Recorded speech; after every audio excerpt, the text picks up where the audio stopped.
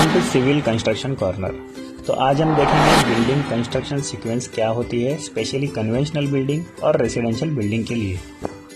आज का वीडियो बड़ा ही इंटरेस्टिंग और नॉलेजेबल होने वाला है। अगर आप इस चैनल पर नए हो तो इसे सब्सक्राइब करना और अच्छा लगे वीडियो तो एक लाइक ज़रूर करना। अब ये मॉडल की तरफ देखते हैं तो इसमें 7 पार्ट्स है। 7 पार्ट्स ये है जैसे कि first RCC, then block work, plaster, waterproofing, finishing, common lobby, infrastructure. अभी देखिए ये अलग अलग चीज़ है, अलग अलग लेवल पे काम होती है और कुछ कुछ चीज़ें और कुछ वर्क ऐसे होता है कि जो साइमल्टेनियसली किया जाता है। अब ये कैसे किया जाता है ये हम आगे देखेंगे। देखते हैं, सबसे पहले पार्ट आता है आरसीसी का। तो आरसीसी में क्या होता है, बिल्डर की तरफ से सब क्लियरेंस हो जाता है, जैसे कि जो भी डॉक्यूमेंटेशन होता है। फिर पार्ट आता है सबसे पहले लैंड सर्वे का।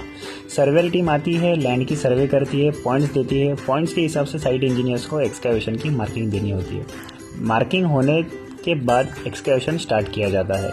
एक्सकैवेशन में काफ़ी सारी मशीनरीज लगती है, जैसे रिक्वायरमेंट होती है वो मशीनरीज हमें डिप्लॉय करनी होती है।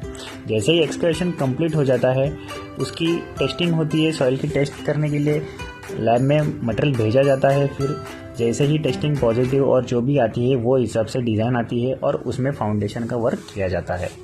फाउंडेशन कंप्लीट होते होते प्लिंथ वर्क स्टार्ट होता है। फिर प्लिंथ के ऊपर कॉलम और स्लैब की साइकिल चलती रहती है। जितनी स्टोरी बिल्डिंग है वो हिसाब से कॉलम स्लैब ये पार्ट चलते रहता है। साइमल्टेनियसली जो एक्सकैवेटेड पार्ट जो होता है उसमें यूजीटी का भी काम किया जाता है, जिसे अंडरग्राउंड टैंक कहते हैं। और बिल्डिंग फाइनल जब हो जाती है तो लास्ट स्लैब के ऊपर हमें ओवरहेड टैंक का कास्टिंग करना पड़ता है। अब लगभग आरसीसी का पार्ट कंप्लीट होते ही सेकेंड पार्ट चालू हो जाता है, वो ब्लॉक वर्क का होता है। अब ब्लॉक वर्क देखिए फ्लोर वाइज काम होता है। सबसे पहले ब्लॉक वर्क में आपको लेआउट चेक करना होता है। जैसे लेआउट साइट इंजीनियर से चेक किया जाता है फिर डीपीसी के लिए वर्क फ्रंट मिल जाता है। डीपीसी होने के बाद फिर ब्लॉक वर्क स्टार्ट किया जाता है और ब्लॉक वर्क के साथ जो भी डोर्स ओपनिंग होती है उसकी frames at the time of block work हमें फिक्स करनी होती है। ये ब्लॉक वर्क स्टार्ट होता है, एमईपी टीम उसमें एंगेज होनी चालू हो जाती है। एक चीज़ और ध्यान रखना है, ब्लॉक वर्क कंप्लीट होने से पहले इलेक्ट्रिकल टीम को डिप्लॉय करना ज़रूरी है। उनके जो भी स्लैब्स में और बीम्स में पॉइंट्स होते हैं वो एक बार पॉइंट क्लियर होना ज़रूरी है, उसके बाद ही ब्लॉक वर्क टच करना चाहिए। जैसे ही ये पॉइंट क्लियर हो जाता है ब्लॉक वर्क कंप्लीट हो जाता है। 2 फ्लोर ब्लॉक वर्क कंप्लीट होने के बाद फिर एमईपी की सब टीम्स एंगेज हो जाती है। स्पेशली उसमें 3 टीम्स होती है, इलेक्ट्रिकल, प्लम्बिंग और फायर फाइटिंग होती है। इनमें एक चीज़ और ध्यान देनी पड़ती है, इलेक्ट्रिकल वर्क का तो ओनली कंडक्टिंग का काम होता है, बट प्लम्बिंग और फायर फाइटिंग में जो भी कंडक्टिंग होता है उसे साइमल्टेनियसली टेस्टिंग किया जाना ज़रूरी है। उसके बाद पॉइंट 3 स्टार्ट होता है, वो होता है प्लास्टर। प्लास्टर में 2 टर्म्स होते हैं, फर्स्ट इंटरनल प्लास्टर और सेकेंड होता है एक्सटर्नल प्लास्टर। पार्ट आता है पॉइंट 4 वाटर प्रूफिंग का। वाटर प्रूफिंग में कई सारी मेथड्स होती है, कई जगह पे वो एप्लीकेबल होती है। वो डिपेंड करता है कि क्लाइंट किसको अफोर्डेबल है और किसको सजेस्ट करता है। जो भी टीम्स सजेशन होती है, जो भी केमिकल सजेशन होती है, फिर उसमें हमको पॉइंट टारगेट होता है। वो होता है WC, bathroom, kitchen, deck area, balconies और उसके बाद में टेरेस। और इन केस अगर यूजीटी कंप्लीट हो जाती है, जिसे कहते हैं अंडरग्राउंड वाटर टैंक, तो उसमें भी वाटर प्रूफिंग किया जाता है। अब पार्ट आता है फिनिशिंग का। फिनिशिंग एक्टिविटी बहुत बड़ी है, इसमें बहुत सारी मटेरियल होती है, बहुत सारी एजेंसी होती है और बहुत सारी वैरायटीज़ होती है और एक दूसरे से इनका बहुत डिपेंडेंसी वर्क होता है। तो देखते हैं हम आगे फिनिशिंग में क्या क्या एक्टिविटीज़ आती है। अब जैसे कि ब्लॉक वर्क, प्लास्टर, वाटरप्रूफिंग हो गया है, फिनिशिंग में उसके बाद आता है जिप्सम का काम और पुट्टी का काम होता है। जैसे ही वॉल में जिप्सम वर्क और पुट्टी वर्क कंप्लीट हो जाता है, साइमल्टेनियसली उसमें वॉल क्लैडिंग चालू कर देते हैं। वॉल क्लैडिंग मतलब ये होता है कि टाइलिंग का जो भी वर्टिकल टाइलिंग होता है उसे वॉल क्लैडिंग बोलते हैं। स्पेशली उसमें आता है डब्ल्यूसी, बाथरूम, किचन एक्सेट्रा। अगर और कोई सजेशन हो बिल्डर या क्लाइंट की तरफ से तो वो किया जाता है। नेक्स्ट आता है door and window stone framing, जिसे हम मार्बल कहते हैं, कोई ग्रेनाइट लगाता है तो वो फिटिंग होता है। और उसके बाद में सबसे लास्ट में होती है वो होती है टाइल की फ्लोरिंग होती है। जैसे ही टाइल का पार्ट ख़त्म हो जाता है अब डोर और विंडो फिटिंग के लिए स्टार्ट किया जाता है। और डोर्स और विंडो की आयन मोंगरी जो भी होती है, जिसे लॉक कहते हैं, टार्टोर, बोल्ट, ऑल ड्रॉप, ये सब फिटिंग किया जाता है।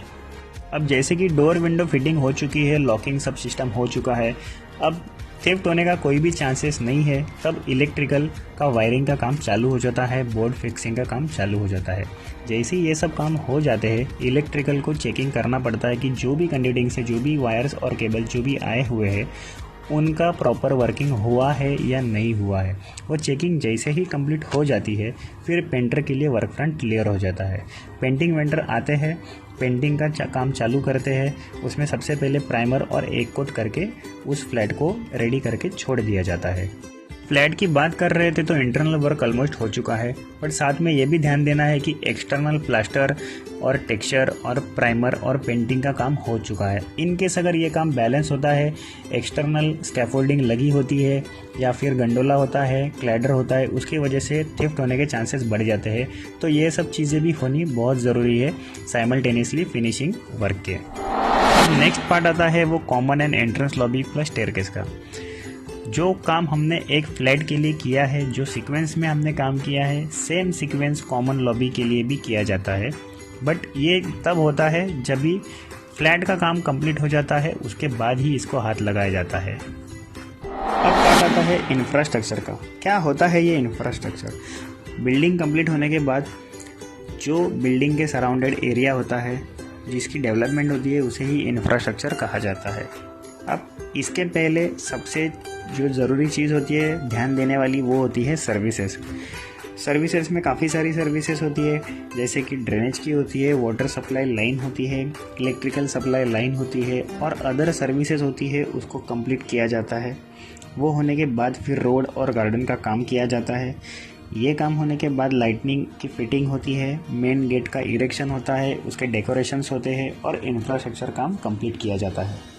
As the infra work is completed, we can offer customer or client to get the possession of this flat. उस टाइम में हमें जो सिंगल कोट करके हमने छोड़ दिया है, उसे फाइनल कोट करना है और सीपी सैनिटरी फिटिंग करके चाबी कस्टमर के हाथ में देनी है। That is a final and full and final work completed. अगर ये वीडियो आपको नॉलेजेबल लगती हो तो इसे एक लाइक करना और अपने दोस्तों के साथ ज़रूर शेयर करना। लास्ट तक जुड़े रहने के लिए धन्यवाद।